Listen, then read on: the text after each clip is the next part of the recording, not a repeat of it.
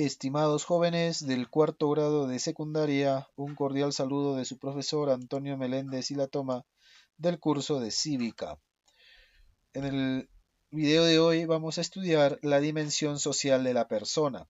Vamos a conocer la realidad social del ser humano y vamos a reflexionar sobre el conflicto y la convivencia, ¿no? Eh, Somos seres racionales, ¿no? El ser humano es el animal más social de todos los animales. Es cierto, ¿no?, que nacemos en estado más inmaduro que cualquier otro animal, ¿no? Ello exige que el ser humano necesite de los demás de un modo absoluto, ¿no? Ustedes saben, ¿no?, si tienen hermanos pequeños o sobrinos pequeños, ven que cuando uno nace, ¿no?, o el recién nacido, pues depende total y exclusivamente de su madre, ¿no? Si no, ¿no? Si no estuviera la madre, pues el niño se muere, ¿no? Porque de dónde lacta, quién le da de lactar, cómo se alimenta y también el cariño pues de la familia, ¿no? Es decir, necesita de los adultos, ¿no?, de los padres que le ayudarán a sobrevivir y a madurar. Y no solamente los bebés, ¿no?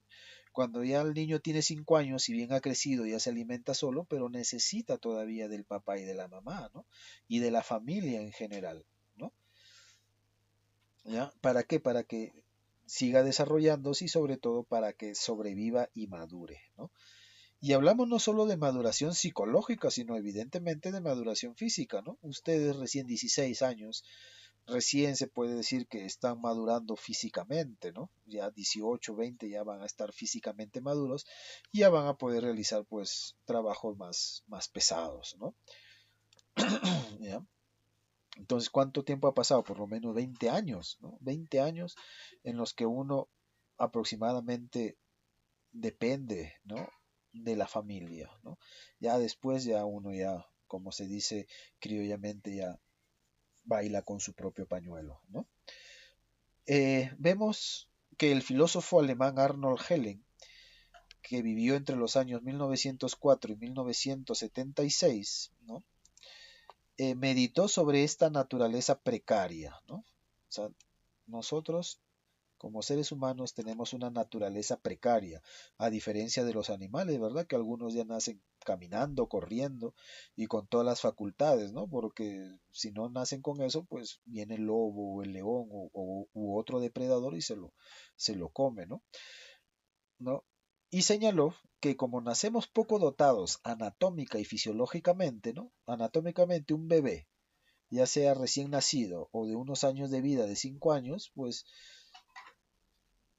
no puede sobrevivir, ¿no?, solo en el mundo, ¿no? Necesita de los otros, que son sus padres y sus familiares.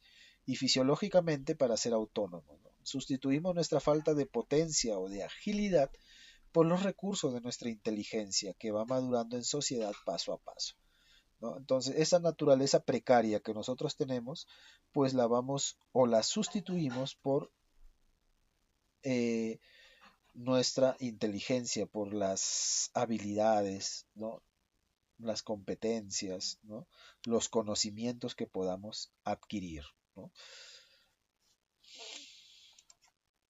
Muy bien, Aristóteles, allá por el año 384-322 a.C., subrayó el papel social del ser humano, ¿no?, su función social junto a la función lingüística. Somos animales sociales en tanto que nos agrupamos en familias, comunidades y estados. Y además somos seres que hablamos, dice Aristóteles, ¿no? Somos seres sociales, ¿no? Porque estamos en comunidad, ¿no? Porque estamos en familias, porque pertenecemos a un estado, ¿no? Y además hablamos, ¿no? Aristóteles compara al ser humano con las abejas, animales que forman colectivos en forma de panal o colmena, ¿no? Por supuesto, lo hace no para equipararlos, ¿no? ¿Ya? Sino para ver la enorme distancia que hay, pese a que las abejas sean también animales que viven agrupados. Esta complejidad estriba en muchas cosas. Se puede decir de la abeja que es un animal social, entre comillas, pero aquí el sentido social no es el mismo que el del ser humano, ¿no? La sociedad humana como paradigma de lo propiamente social se define por formar culturas, ¿no? Entonces, si bien Aristóteles, digamos, compara, digámoslo así, ¿no? A los hombres que son sociales con las abejas, porque ve que las abejas pues trabajan en equipo, trabajan en sociedad, ¿no? Construyendo una colmena, ¿no? Construyendo panales, ¿no? Pero ciertamente la sociedad, ¿no? O el aspecto social del hombre es mucho más complejo que el de las abejas, ¿no? ¿Por qué? Porque nosotros creamos cultura, ¿no? Y una cultura es un conjunto de elementos. Por ejemplo, son objetos, costumbres, reglas e ideas que son creados por el hombre y que han de ser aprendidos, ¿no? Y no solamente eso, sino que la cultura también se va transformando, se va mejorando, se va transformando, se va mejorando, se va perfeccionando, ¿no? El ser humano no nace con ellos, no son instintivos. Un buen ejemplo de estos elementos es el lenguaje hablado, ¿no? Y escrito. Por ejemplo, también el lenguaje de símbolos, ¿no? Que es distinto de la comunicación de determinados gestos espontáneos, como un gesto de miedo o de placer, ¿no? Entonces vemos ahí la complejidad ya de la sociedad humana, que es muy distinta a la, digamos, entre comillas, sociedad de las abejas, ¿no? ¿No? Entonces vemos que lo que les decía, ahí está la complejidad de la, digamos, de la sociedad humana, ¿no? Que es muy distinta a las abejas, que como hemos dicho, pueden ser llamadas animales sociales, pero que no tienen cultura, por ejemplo, ¿no? ¿No? Eh, Todo lo que hacen lo aprenden instintivamente y no la transforman, ¿no? Sino que se mantienen durante todo su periodo de vida, hacen lo mismo, por decir así, ¿no? En cambio, el hombre puede conocer la cultura, adquirir la cultura, pero mejorarla, perfeccionarla, pero también puede denigrarla, ¿no? ¿Ya? Entonces, llamamos socialización en el contexto de las sociedades humanas al proceso, ¿no? ¿Qué es socialización? Proceso, uy, un ratito, ¿no? Proceso por el que un individuo va adquiriendo destrezas y conocimientos que lo van integrando a los grupos más o menos amplios con los que se identificará en mayor o menor medida, ¿no? Uno aprende las costumbres, los objetos, y puede aceptarla como no puede aceptarla, puede transformarla como puede denigrar la cultura, ¿no?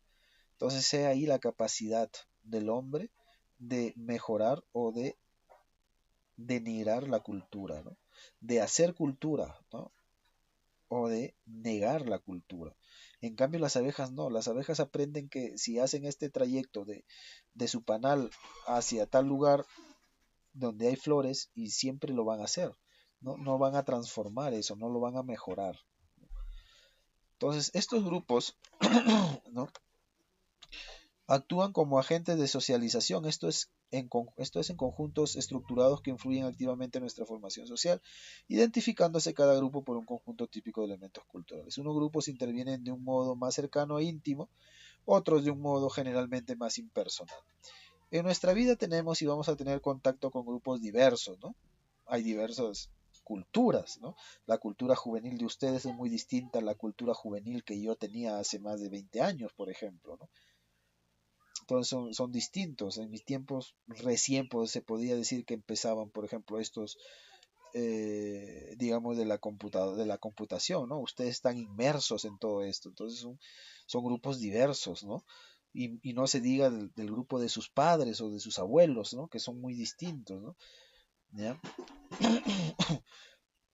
Igual, si estudias si estás estudiando en este colegio y el próximo año te vas a otro colegio, pues vas a ver que hay distintas maneras de llevar la educación, ¿no? ¿Ya?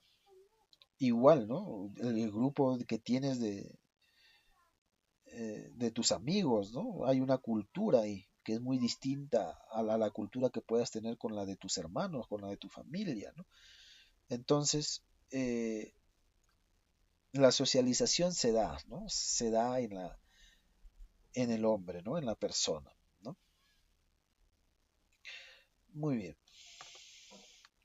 Luego tenemos lo que es el conflicto y la convivencia. Dentro de este proceso de socialización, pues no todo es color de rosa, ¿no? Siempre hay conflicto y hay que aprender a convivir, ¿no? ¿Ya? Eh, digamos, nosotros tenemos que adoptar o conocer o adquirir, ¿no? Destrezas y conocimientos, ¿no? Cuando vamos interrelacionando con los demás, ¿no? Y en esa interrelación, en esa socialización, ¿no? Se presentan dificultades, ¿no? Que tienen que ver directa o indirectamente con nosotros, ¿no? Para comprender eso, pues hay que considerar el entorno natural, ¿no? Los seres vivos y las cosas que no son seres humanos, pero lo que queremos decir es que incluso esas otras cosas y seres vivos que vemos o que tratamos de modo directo o indirecto están relacionados con otros seres humanos, incluidos nosotros mismos. En vista de esto, diremos que una de las cuestiones de fondo de la conducta humana es la convivencia con los otros seres humanos. Y esa convivencia no siempre es pacífica, no siempre es color de rosa. Incluso entre ustedes, si tienes hermanos con tus propios hermanos, ¿no? La convivencia no es fácil. Ni incluso con tus papás, ¿no? Una vez estás de acuerdo, una vez los quieres mucho y otra vez estás que dices, esto, wow, ¿por qué hace esto? No me comprende, etcétera, ¿no? Entonces la convivencia no es color de rosa, la convivencia es, es un tira y jala, ¿no? ¿Ya? Y es en la convivencia donde se tejen nuestras satisfacciones y nuestras insatisfacciones, o sea, con aquello que estamos de acuerdo y con aquello que no, ¿no? Y a través de eso, desde la convivencia, vamos desarrollando nuestra naturaleza humana, ¿ya? Pero estos problemas que surgen, pues se resuelven, ¿no? Y hay que aprender a resolverlos, ¿no? No siempre, no todo se resuelve pues con la violencia, ¿no? O con un estate quieto, con un manazo, ¿no? No, o con los golpes, ¿no? Hay que controlar, ¿no? Hay que conocer nuestras emociones, nuestros sentimientos e inteligencia, ¿no? Entonces, y eso lo tenemos, así como nosotros tenemos nuestras emociones que hemos visto cuando el ser humano es un ser afectivo, ¿no? Y también tenemos nuestros sentimientos y nuestra inteligencia que hemos visto en el aspecto del ser humano racional, ¿no? También el otro con el que convivimos también tiene eso, ¿no? Y hay que saber, digamos, equilibrar. Cuando hay el conflicto hay que saber equilibrar y tratar de resolver eso o aquello que nos causa ese conflicto, ¿no? ¿Ya?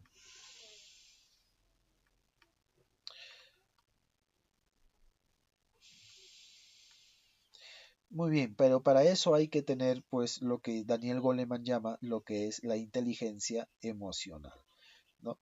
Y Daniel Goleman y con su inteligencia emocional señala, ¿no?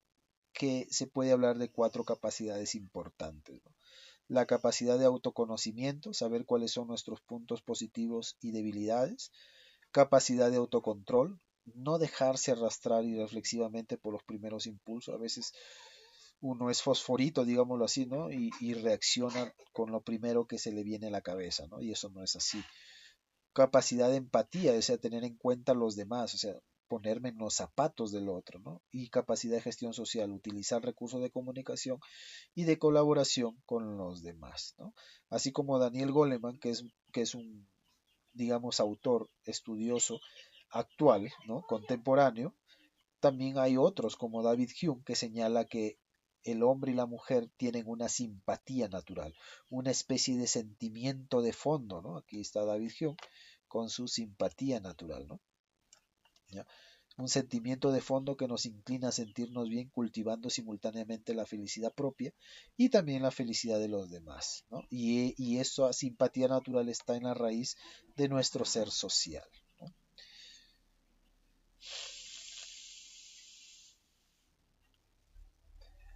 Mientras que Platón señala que hay que controlar racional e inteligentemente nuestras emociones, no hay que dejarnos llevar por nuestras pasiones, ¿no? Sino hay que ser racionales, hay que ser inteligentes para controlar estas emociones, ¿no? Y Aristóteles señalaba que hay que buscar el justo medio de las emociones que podamos nosotros tener. Muy bien, jóvenes, esto es el tema de hoy. Realizan las actividades que están aquí al final y me las envían al correo. Sin más, nos vemos la próxima. Hasta luego.